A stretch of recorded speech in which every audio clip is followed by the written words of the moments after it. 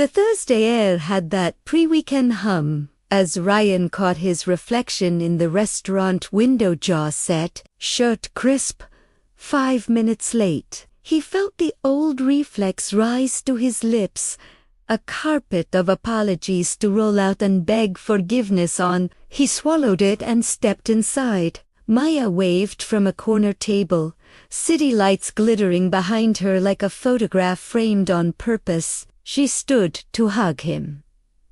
He went for a polite half-embrace, and almost tripped on the chair leg. Sorry, slipped out before he could stop it. Then came the second sorry as the server juggled menus, and the third when he misheard her drink order. 10 minuten. The atmosphere had shifted. He could feel it, Maya sitting back a fraction. Her smile thinner, the small muscle near her eye tightening whenever he spoke too fast. He tried to rescue the vibe with energy, with humor, with future-flavored charm. We should do a wine weekend upstate, he blurted, trying to sound spontaneous, trying to conjure intimacy out of thin air. Her fingers tightened around her glass. That sounds ambitious, she said lightly. She checked the time in a way that told him nothing and everything. He pivoted again, reaching for intensity disguised as honesty. I'm kind of a mess right now, he said with a laugh he didn't feel. Work's chaotic. My landlord's an amateur magician, and my friends keep flaking. Dating apps are trash. Maya's gaze flicked toward the front door as if gravity had changed in that direction. He noticed and panicked. Did I mess this up? Are you bored? He asked, his voice dropping. He overtly searched her eyes for reassurance, and she gave him what most people give a stranger asking for emotional labor, a polite, soft exit. I have an early morning, she said. The check arrived as if summoned by ancient law. He overpaid to avoid math, overtalked to fill silence, and overpromised with one final try. We'd be troubled together, he half-whispered as they stood, the two of them framed by a neon sign that looked like it belonged to another couple. She smiled kindly, that gentle, famous smile people give you when they're mentally gone. Take care, Ryan. The cold outside hit him just under the ribs. He walked home with both hands in his pockets, replaying lines like a coach watching bad tape. The 3 sorries in 10 minutes. The heavy I'm a mess confessional. The premature we. The plea for approval. The way he'd said, my ex was crazy, without meaning to, and watched her eyes glaze. Even his compliments had rung hollow. You're perfect isn't charming, it's a pedestal. And pedestals are awkward to stand on and impossible to climb down from. At home, he sat at his kitchen table with a pen and an old receipt. He wrote down everything he could remember saying that had made her lean away. It was like drawing a map of landmines he had stomped on. Sorry for existing. Early we. Command words dressed as advice. You should definitely read this. It'll fix your sleep. Reassurance questions. Ex-bashing disguised as humor. He didn't hate himself. He hated the script running him. It wasn't that he didn't know better. It was that his mouth outran his mind when nerves spiked. He called his sister Claire, the one who had watched him trip over language for years, and somehow loved him more because of it. She listened, then said, Your words hand someone your nervous system. You were asking a stranger to carry yours. Next time, cut the neediness and the pressure. Lead lightly, gratitude over apology. Curiosity over reassurance. Boundaries over overshare. Boundaries on a first date? He asked, incredulous. Boundaries are attractive, she said. They tell someone you respect yourself and them. If the conversation turns to excess, say you keep it present. If they ask for numbers or labels too soon, say you share that later. If you're late, thank them for waiting and bring your presence, not your guilt. And stop marrying people in the first hour with "we should." It's cute in a rom-com. It's a chokehold in real life. He wrote as she spoke, a few clean lines he could actually use. Replace sorry with thanks. Replace we with if. Replace you should with what works for you. Replace are you bored with what's been your favorite part so far. He could feel his posture lift as if words were a back brace. 2 nights later, he met Elena for coffee in a sunlit cafe that smelled like oranges and old books. She arrived in a linen jacket with ink on her fingers from a pen that had clearly leaked in her bag. A was on time. The urge to apologize for nothing came anyway. A phantom limb. He caught it and redirected. Thanks for meeting here, he said, smiling. The light makes everyone look like they slept 10 hours. She laughed. It's my favorite place. How's your week? Asked. Busy? I'm finishing a grant proposal and pretending I don't care about the answer. He nodded. The old Ryan would have launched into "I'm also stressed.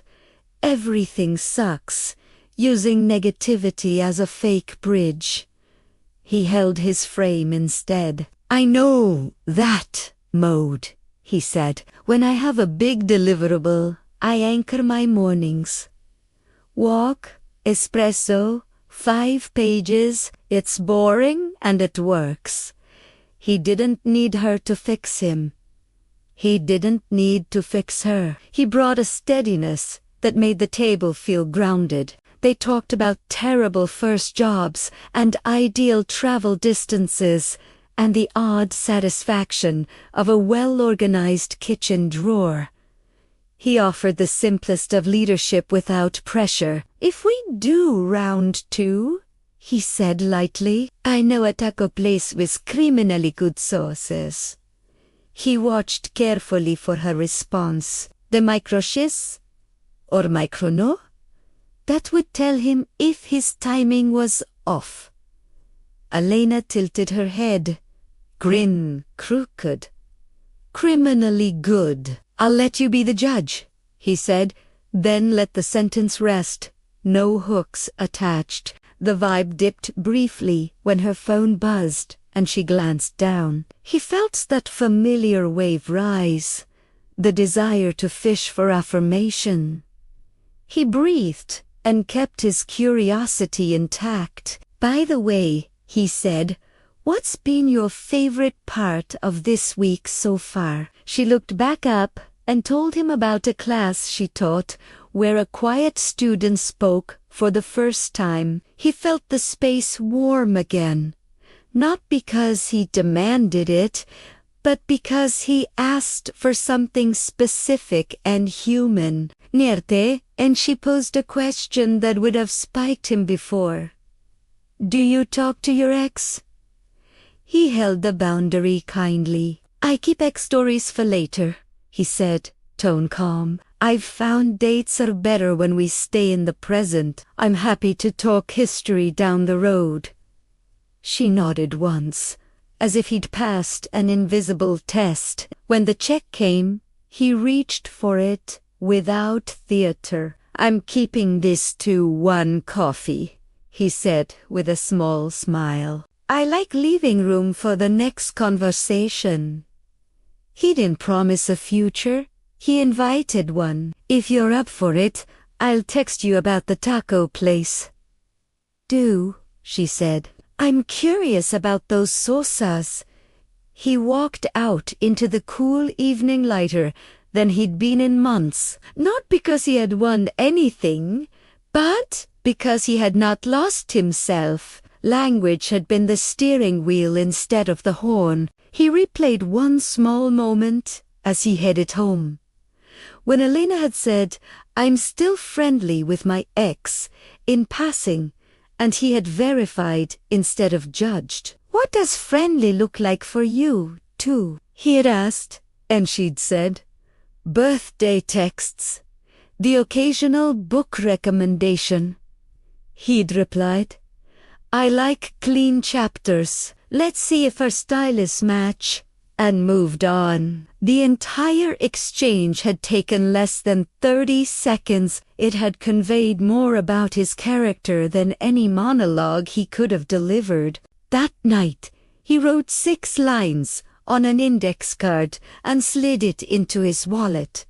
Not as a script, but as a compass. Thanks, not sorry. If, not we. What works for you, not you should. Favorite part so far, not am I messing this up? Keep it present, leave wanting more. He didn't plan to read it on dates. He wanted the intention to live in his mouth.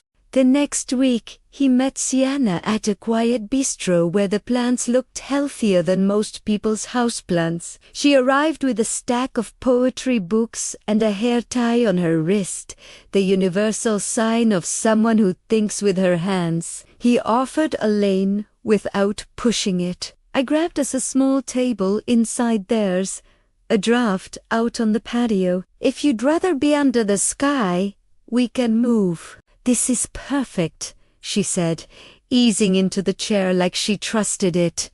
They started with origin stories. She grew up on a coast that wind-battered its children into adults. He grew up inland where summers felt like old dogs sleeping on porches. They traded small details that felt like keys.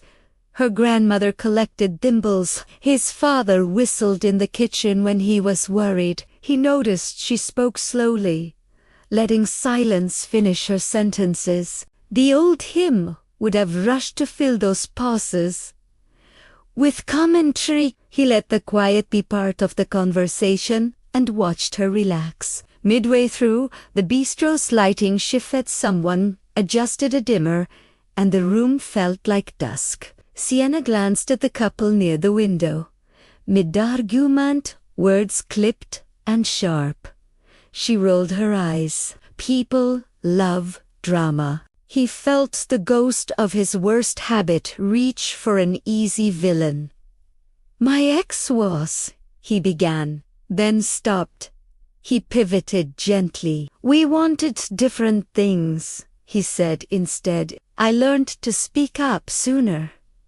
He didn't perform maturity. He practiced it in one sentence. She asked, "Do you ever get angry?" "Sometimes," he said. "I go quiet before I raise my voice. If I get short, you need fast. Repair matters to me more than winning." She took that in like someone collecting evidence she didn't want to misinterpret. Then came a test designed by the universe or algorithms. "How much do you make?" she asked, almost playfully. Maybe to see what he would do with a question people throw like a paper airplane to watch where it lands. He smiled without flinching. "I do well, and I budget like a grandpa," he said. "You'll see how I live." Numbers later. The answer carried warmth and a closed door. She nodded, satisfied, perhaps more with his tone than the content. The menu arrived. He made a decision without turning it into a referendum. "Let's split the roast chicken and the seasonal salad. If you're craving something else, I'm game." She smiled, relief passing over her face like shade. Decision fatigue is real, And leadership doesn't mean control. It means offering a path and being easy to pivot with. Conversation moved to art, then to the weirdness of asking someone what they do as if that were the same as asking who they are. She offered a spicy take about a film he liked. "That movie is overrated," she said, eyes bright. He laughed, genuinely delighted. "Spicy take accepteth," he said. "Here is where I stand. It stuck with me because the pacing made me notice myself watching. Convince me I'm wrong." A debate could have turned into an interrogation if he had said, "Calm down," or "You should see it again." Instead, it turned into play. Near the end, when the espresso arrived, like a small declaration of intent, he felt the night hit a crossroads. This was the moment he used to overstay ordering another drink, planning 3 future outings, overpromising, and draining the magic by trying to store it in a container. He checked in with himself, not her. He was enjoying it. He wanted more later. Not everything now. "I'm calling it at 1 drink," he said, smiling. "Leave a little oxy down for next time. If you're up for it, Thursday at 7 there's a taco spot I keep threatening to introduce to people." She made a face like a coin landing heads. "I'm up for it." He walked her to a rideshare, stepped back instead of hovering, and waved. The night held. He didn't make her mother his insecurity with. "Text me when you get home." He kept his warmth and his boundaries. He felt the impulse to check his phone for validation. He slid it into his pocket and looked up at the sky instead. Later, when he met his friend Marcus for a haircut, Marcus flicked a cape around his shoulders like a magician and said, "You sound different on the phone." "I'm trying to sound less needy," Ryan said. "You sound steady," Marcus corrected. "There's a difference," Scissors whispered. "Most people don't want to be dragged into your future or hired as your therapist in hour 1. You've stopped doing both." The taco place on Thursday was loud enough to keep secrets safe and quiet enough to hear laughter. Sienna arrived with wind-tossed hair and 2 stories queued up. One about a student who had misinterpreted a metaphor and one about a neighbor who sang opera in the shower at ungodly hours. He offered 2 sauces, asked which she preferred, then matched her cadence. Mid-bite, her phone lit up. "That's my ex's sister," she said. "We're still friendly." His shoulders stayed loose. "How does that show up in your week?" he asked. "Monthly lunch? Group text about dog memes," she said. He nodded. "I prefer clean chapters," he said. "And that sounds clean." The boundary was there. The curiosity was intact. The judgment stayed home. They wandered out into the evening and paused under a streetlight that hummed like an old refrigerator. She said, "Can I tell you something?" He nodded. "I like that you don't hand me your anxiety to hold. It makes it easy to be here." He could have shrugged and deflected with a joke. Instead, he received it the way he'd learned to receive everything lately, directly. "Thank you," he said. "That means I'm doing what I set out to do." They set a plan, not a promise, for an art walk on Sunday. He didn't text after midnight with, "Did you have fun?" He slept. In the morning, he sent one message. Sunday, 3 p.m. South Entrance. If it rains, coffee at the corner cafe. Sunday brought rain anyway. a clean, steady kind that turns cities into mirror versions of themselves. They sat by the cafe window, watching umbrellas tilt and bump each other, and traded the kind of stories you only tell when the air is warm and time feels unhurried. She told him about panic attacks in college and what she'd done to climb out without clawing someone else. He told her about the year he learned how to apologize once when it mattered instead of 100 times for breathing. A small tense moment arrived, like all healthy moments do. She misheard him, thought he'd crossed a line, and her jaw set. He felt the reflex calm down, rise, and pass through him like a wave that doesn't tea break. "Hold on," he said gently. "I think I said that badly. Try me again." Conversation recalibrated. No lecture, no power play. The room exhaled. They left after one coffee because that was the new rhythm. "Onte? Corner," she said. "Next time, I'm picking the place." "I'm game," he said. "Over the lane. And I'll drive it." She laughed. "Deal." When he got home, he took the index card out of his wallet and smiled at it like you might smile at an old photograph of yourself you finally starting to like. He didn't need it anymore, but he kept it, not as a script, as a reminder. Words are rooms, he'd realized. You invite people into them. If you fill the room with pressure, with apologies for existing, with commands and future traps, they'll stand near the door with their coat still on. If you keep the room clear and warm, if you let curiosity be the furniture and boundaries be the walls, people will sit down and stay a while. A week later, Sienna texted, "2 drinks next time. I'm willing to risk the curiosity." A typed bike too. "We'll still live here." Then he laughed at the "we," caught himself, and edited, "If we're both feeling it, too." "Fair," she wrote. "See you Thursday."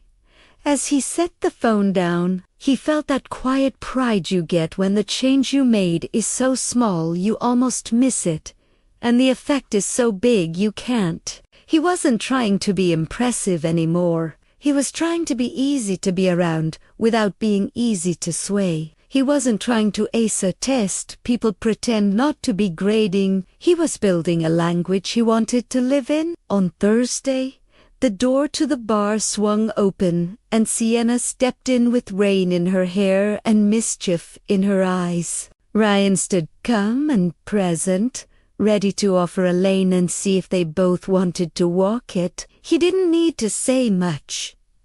Just enough. The rest, he'd learned, happened in the space you don't fill.